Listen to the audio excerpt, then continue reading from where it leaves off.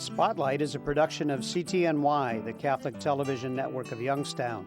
It seeks to spotlight people, places, and events from around the Diocese of Youngstown that promote the new gospel of joy called for by Pope Francis. Your program host is Father James Korda.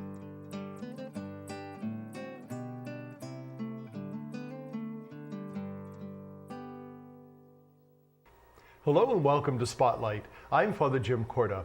During this series, we're going to celebrate the 75th anniversary of the Diocese of Youngstown. And joining me in today's show is Joe McKarns. Welcome to our show. Hello, and glad to be here. You know, I was really excited about you coming for a number of reasons.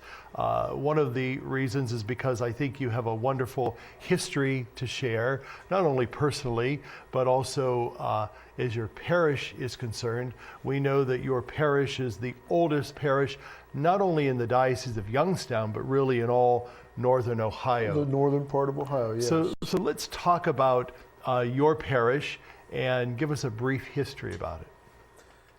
Well, Father Fenwick would have said the first Mass, and in 1817 is when he said the Mass that established it as a parish, at that time under the name of St. Paul's. Mm-hmm.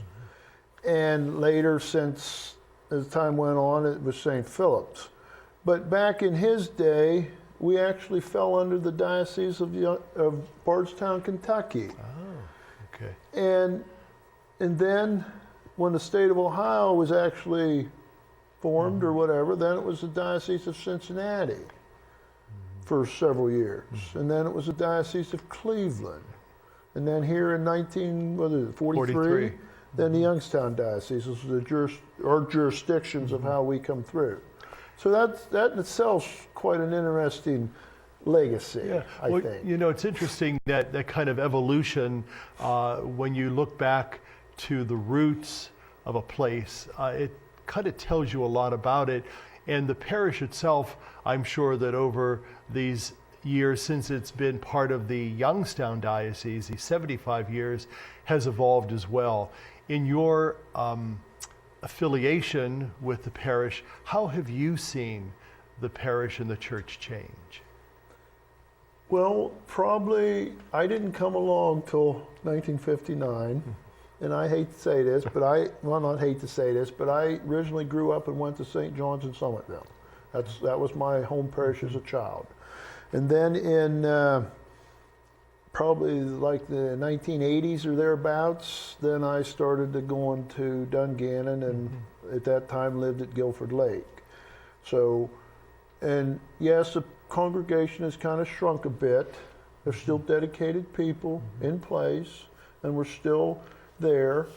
And I guess what I want to do is I want to do what I can to help continue, make known and our history that we have, because, you know, in essence, we are the oldest parish, and I shouldn't say the oldest parish, I got to clarify this, the oldest continuing parish congregation, not the oldest parish building, not the, you know, that kind of stuff, but it's the oldest parish, I'm getting mixed up here. But that's a legacy, really, when you think about it, for all of these many years, that your parish has been part of that. What does that tell you when we find ourselves now, at least personally, celebrating 75 years as a diocesan church? What does that say to you personally as a Catholic? I want to help continue this and keep it going. I want to keep things alive. I'm very devoted myself, and with the Knights of Columbus and all, so I try my best to keep things going. We've got a few minutes left of our time in our first segment. We know that in the recent past, St. Philip Neri celebrated its 200th anniversary as a diocesan parish with a big celebration at a midnight mass with the bishop. Tell us briefly about that celebration and why it was significant. Why it's significant is because in the Church of St. Philip Neri, which is where we're at now, which is just at the top of the hill from where the cabin's at, not originally. But what the significance of that is, that's 200 years from the day one, which started in the cabin, till now, 200 years later. And that in itself is, if we don't keep this alive, us, right now, then it's lost for future generations. So we try to keep it alive and keep it going so that we can continue on, or the younger people have a heritage to go to. And I will open myself up to tours and the like of people, just a few or a busload come down. I'll take the time and show them around and get them personally involved in our history. It's interesting. We here at CTNY had an opportunity to visit St. Philip Neri and to see the old log cabin that's pretty much preserved now within another building. Correct. Why was it important to do that? Well, as wood and weather, they take a toll on each other, with wood losing. And the idea of this, or the importance of this brick building around the outside of it, is to preserve the log cabin. Because as it is now, unless there's maintenance done on the logs themselves, and as far as varnishing and weatherproofing and all that, they will deteriorate. And they have. And if you come down, you can see the deterioration that was taking place prior to this brick building being put on top of it. There's, I think, kind of a metaphor there, because while buildings tend to kind of get old and need repair and restoration, in the same way our souls need that same kind of revitalization and restoration as well. And so spiritually, what has this celebration of the 200th anniversary of your parish done for the congregation spiritually? Made it stronger, give them the will to keep going. In this day and age, when we are short on priests and we don't really have enough priests to go around, because we're actually sharing with 4 other parishes, 1 priest down there. And so it keeps us closer knit, I guess is how I want to answer that. We're going to take a little break, and when we come back, we're going to talk a little bit more about that, because I'd like to talk about that whole collaborative spirit that you find yourself in as a parish, but also really traces its roots back to many, many years. So stay with us. We'll be right back. It was in Dungannon, Ohio, in Columbiana County, that the first group of Catholics settled. St. Philip Neri, the first parish in all northern Ohio, was founded in 1817 under the title of St. Paul's Settlement. It was to visit this settlement that Father Edward Fenwick, the Apostle of Ohio, made his first trip to northern Ohio. 4 years later, Cincinnati was chosen as the see city in the state of Ohio, and Fenwick was selected as the first bishop. Today, St. Philip Neri remains the oldest parish in the Diocese of Youngstown, but it is also one of the smallest. Congratulations, Catholic Diocese, for celebrating 75 years with pride in the past and faith in the future. Miles from the first Catholic parish in all of Ohio, in a place called Canton, Catholics gathered in 1817 to celebrate Mass with Father Fenwick.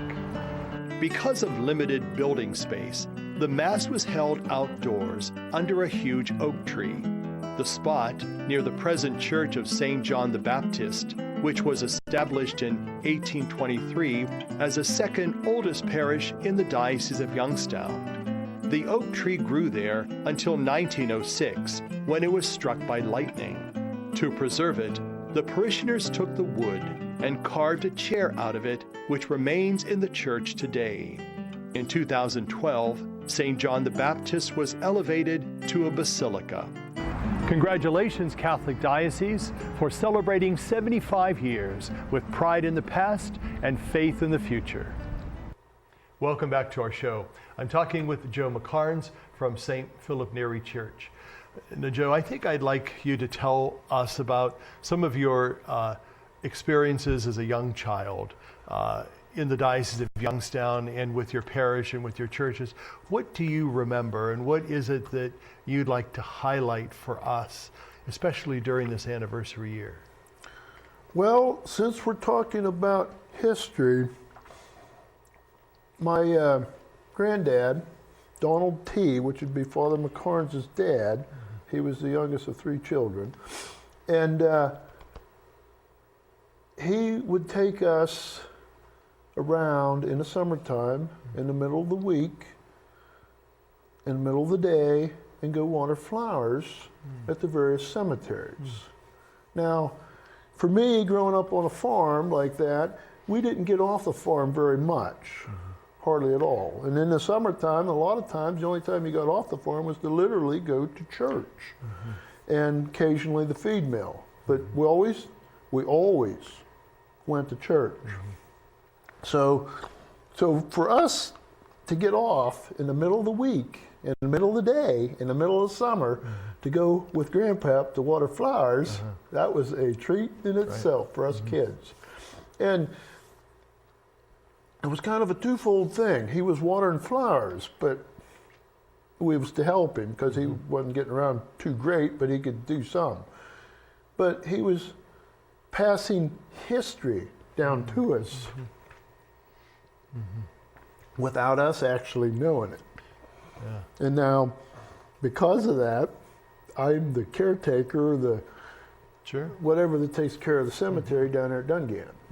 So it did pay off.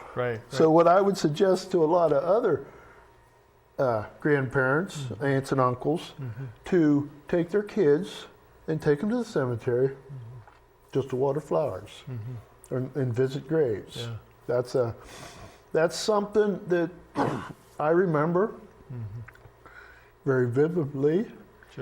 He didn't really allow us to crawl around on top of the stones too much, but we as kids kind of did a little bit. But it was fun. And when you're working all the time, you need a little bit of fun. So that's why I remember that, and it's probably one of the things I remember most.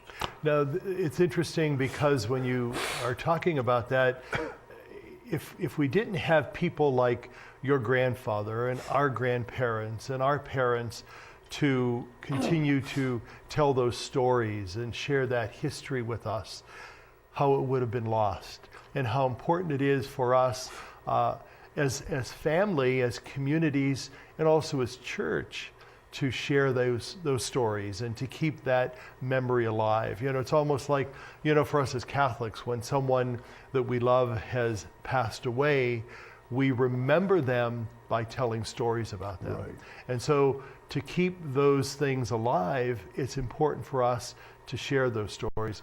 What were some of the other stories that you remember as we celebrate this anniversary year, in particular of St. Philip Church, that you would like to share with us? Well, like I said about the cemetery, this is the St. Philip Cemetery that I was talking about. But the other stories is the fact that you would be down either mowing the grass or maintenance work, and people would come driving in. Some would actually just drive in and drive right back out. Why, I don't know, but that's what they did. And others would stop and talk, and then, or want to know some answers to some questions. Well, what I would do then is I would, of course I had the keys, so I would say, well, here, come show you. So I'd show them. So they was thrilled for that. And I just had done a lot of work over the years there, a lot of maintenance work, and these people would come and go, and you never knew when they was coming, all hours of the day and night. And of course, I was there all hours of the day and night. Not that I was continuous, But sometimes you would get a spot in the morning where you could do something, middle of the day or late evening. Been down there after dark before. As a matter of fact, if I recollect, I'll tell you a story that I remember first meeting you. You probably don't remember, but I think you were cutting grass at St. Philip Neri Church, and this would have been the summer in 2000, if that makes sense. And I had gone there with a priest friend. He had just moved into Columbiana County and was going to be appointed the dean and wanted to know a little bit more about the area. And so we kind of one Friday took a tour of Columbiana County and went to St. Philip. We went over to Summitville, Salineville, went all around, and you were cutting grass, and you actually stopped the mower and talked with us. And I don't know if you remember that. That was 18, 19 years ago, you know. So, but remembering those things and how you had pride in the place and in the parish and in the church, I think speaks volumes. Now, the book that you brought with us today is celebrating the 200th anniversary of St. Philip Neri. What in the book that you brought that you'd like to highlight to tell us about? Well, there's a lot of things in this book. This has been researched by my girlfriend, Kelly Dorn, Dr. Kelly Dorn. She just got her doctorate degree. And she has a degree in library science. So that enables her to know a few tricks of the trade, so to speak, to find things that's not normally found. I don't know as I have a particular thing in here, but I will tell you that the people, the history people that thought they knew what everything was going on, but they read this, and there's stuff in there that they wasn't aware of. Sure. So that tells you that as much as we think we know, there's more. And you know, when you go back 200 years, there's a lot of time span, and there's a lot of stuff that wasn't wrote down, wasn't kept, and thank God for the people that did keep the stuff that they did keep. Because if it wasn't for some of them, just a few, to do that, we wouldn't have near enough stuff to write a book. Right. And just a few people like that, it makes a world of difference. Yeah. Even though when you're doing this, the people that wants to do it and keeps this stuff, even though your children or whatever don't real interested in it, but somewhere along the line, and I've seen this, the grandchildren or the great-grandchildren or a niece or a nephew then becomes interested. Right. But if you have stuff, keep it preserved somewhere. Right. We're going to talk more about that in a moment, but we're going to take a quick break. Stay with us. We'll be right back. It was in Dungannon, Ohio, in Columbiana County, that the first group of Catholics settled. St. Philip Neri, the first parish in all northern Ohio, was founded in 1817 under the title of St. Paul's Settlement. It was to visit this settlement that Father Edward Fenwick, the Apostle of Ohio, made his first trip to northern Ohio.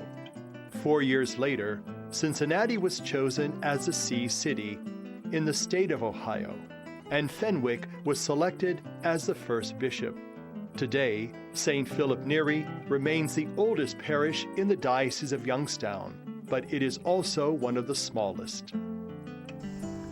Congratulations, Catholic Diocese, for celebrating 75 years with pride in the past and faith in the future.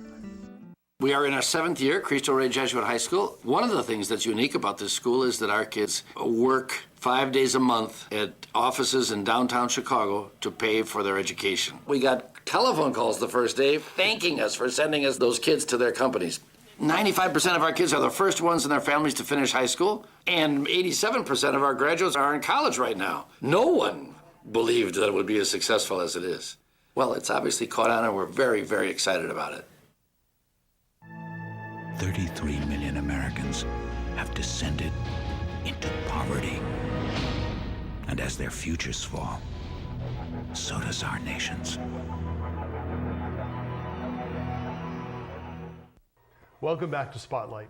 I'm talking with Joe McKarns. In the book, I know, Joe, if you open up the cover, there's some beautiful photographs of the parish, but also of another photograph. Tell us about those pictures. The one is a painting. The one's a picture of the church, but the one is a painting that our Knights of Columbus Council commissioned a lady by the name of Marge Blackburn. She's actually a few miles away, but she goes to Summitville.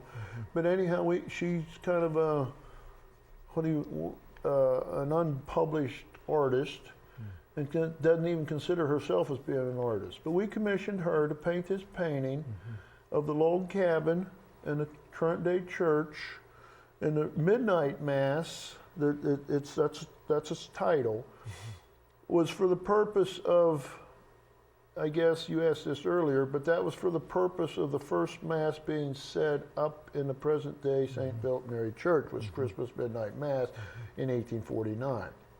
Now we want to take the log cabin in the front, in the picture, and radiate up into the church at a midnight Mass.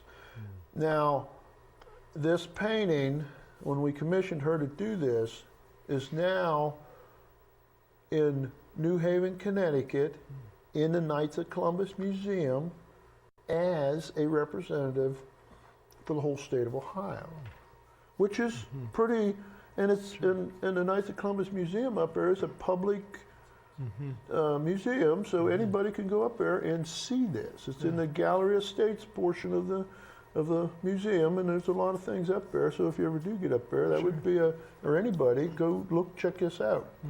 Very interesting. And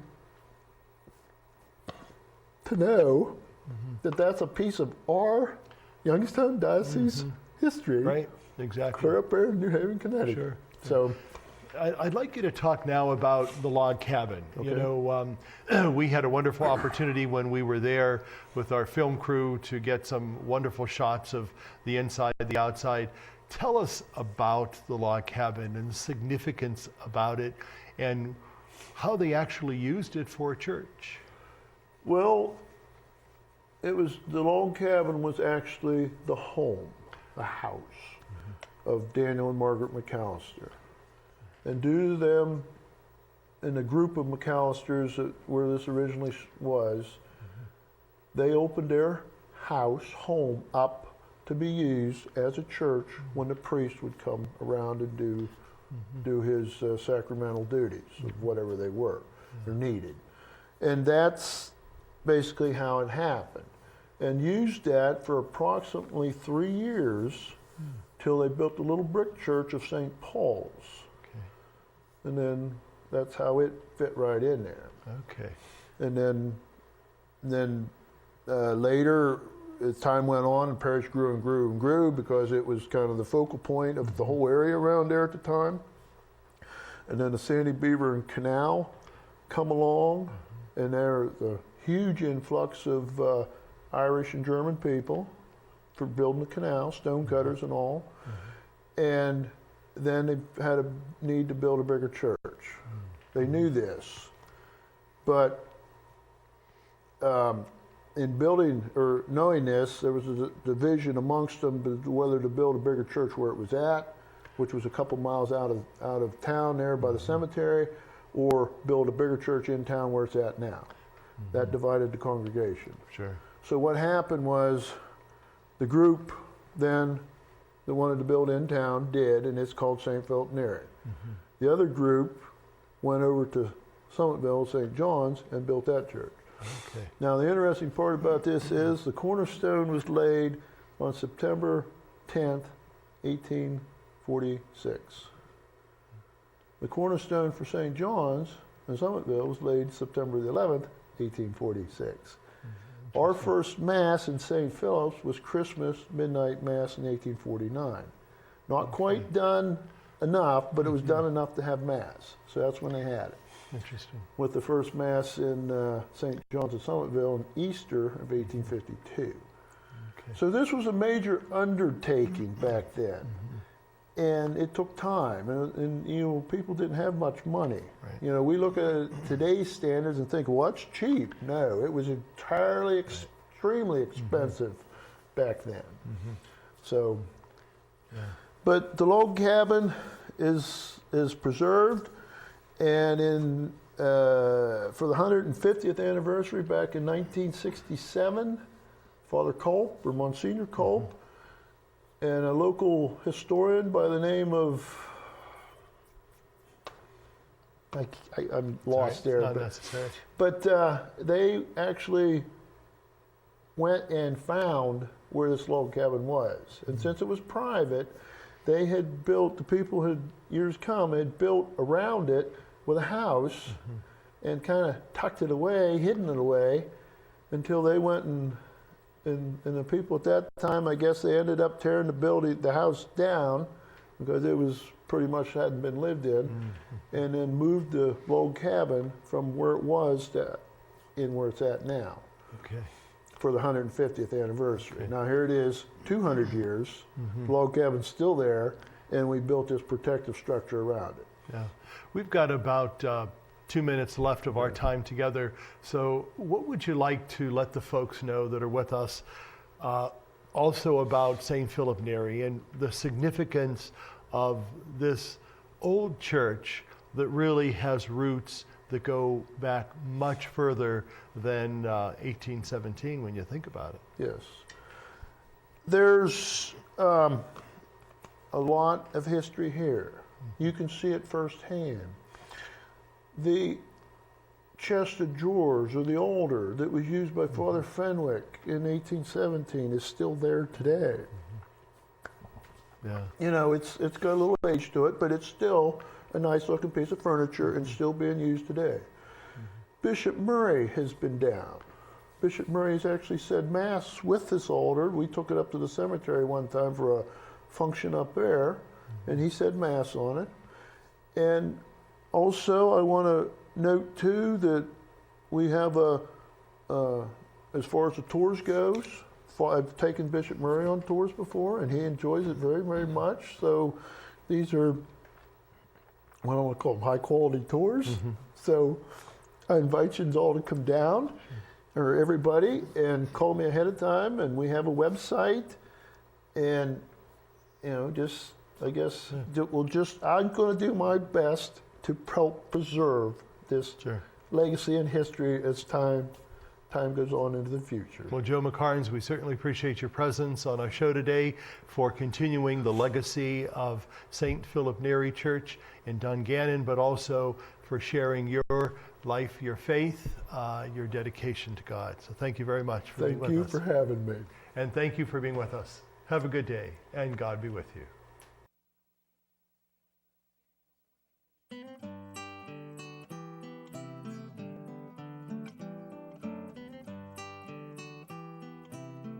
Spotlight has been a production of CTNY, the Catholic Television Network of Youngstown. Your program host was Father James Korda.